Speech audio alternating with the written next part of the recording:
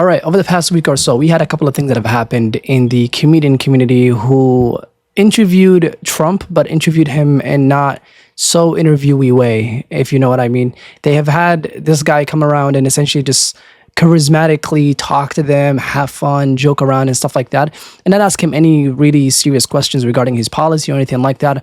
And obviously, when things played out in the way that they played out, where Trump essentially backtracked on everything that he said he was going to do, they decided to also backtrack on, hosting him, interviewing him and stuff like that.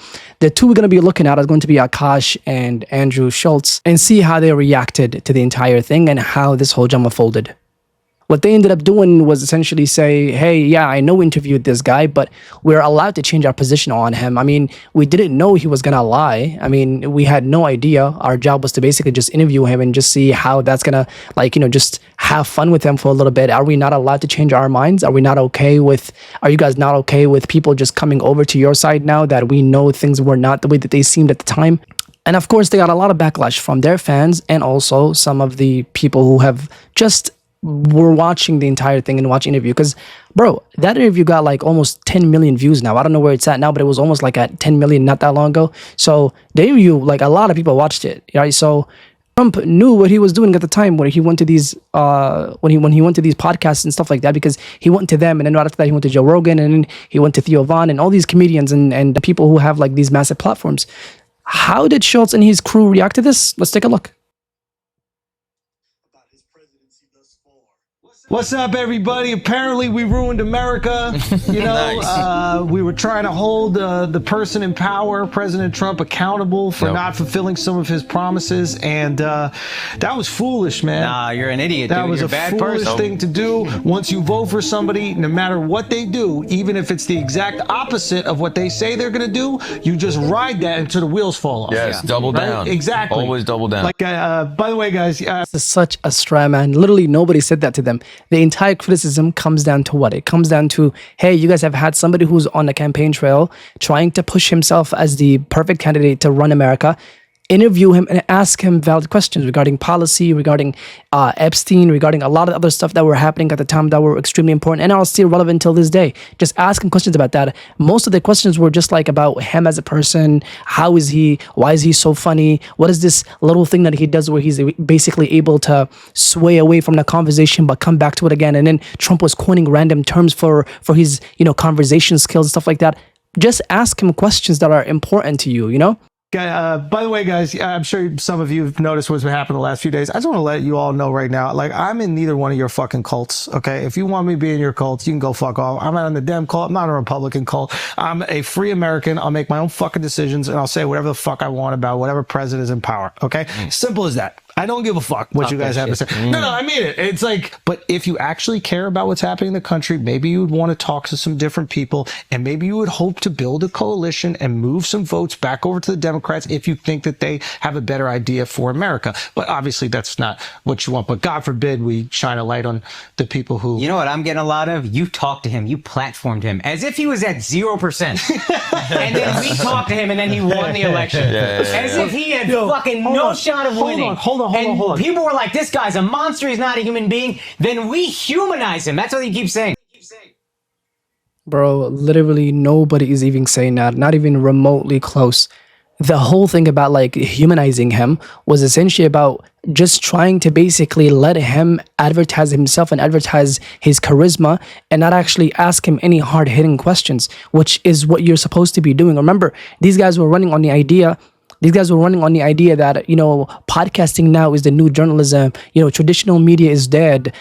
This is why we're like now interviewing a U.S. presidential candidate and all that kind of stuff, but then not really ask him any important questions. So when you have a candidate who's running for presidency and then he sits across the table from you and you don't ask him any questions at all, and you'll have an audience of people who just enjoy comedy and enjoys like fun stuff, because bro, the channel's name is Flagrant, bro. These guys were supposed to be just like these flagrant funny guys who challenge the status quo and all that kind of stuff.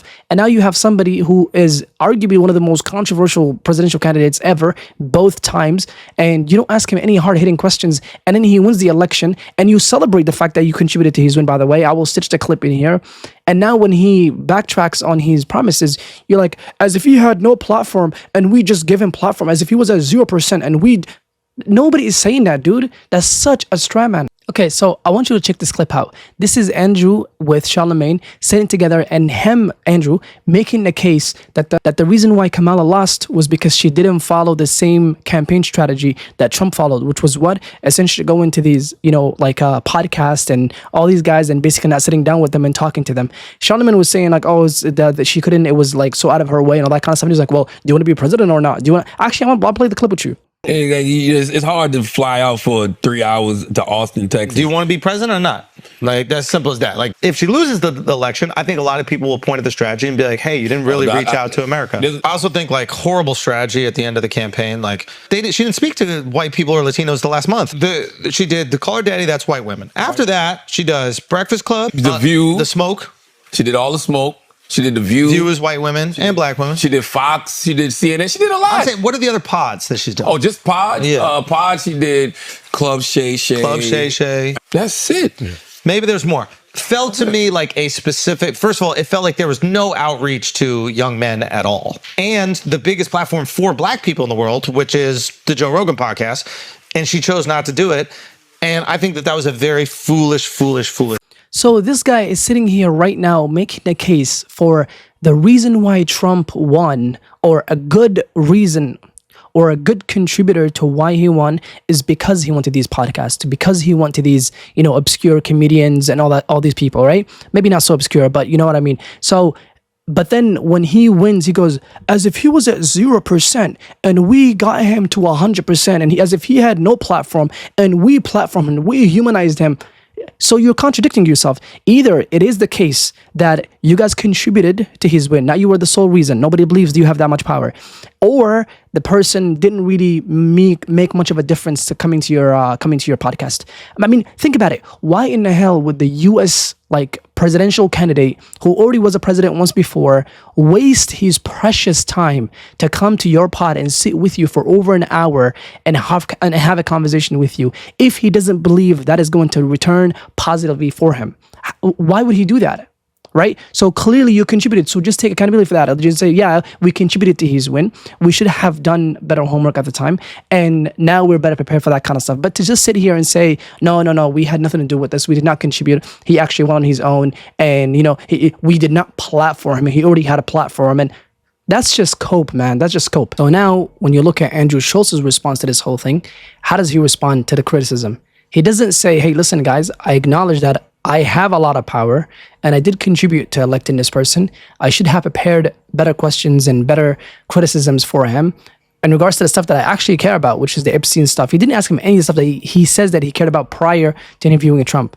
I will do better next time, and that's end of the deal. And instead, what does he say? He says, well, don't you guys want to win a second election? Don't you guys want to win the primary? Is this how you guys treat people who change their mind once they acknowledge that once they make a mistake? Not acknowledge, once they make a mistake. So what kind of apology is that? Do you recognize that you do have the power, or do you not? Because now when he's saying oh, well, the Democrats are not taking me back to their side now that I've changed my mind on Trump, don't you guys want to win the primary? How could you guys be this mean to me?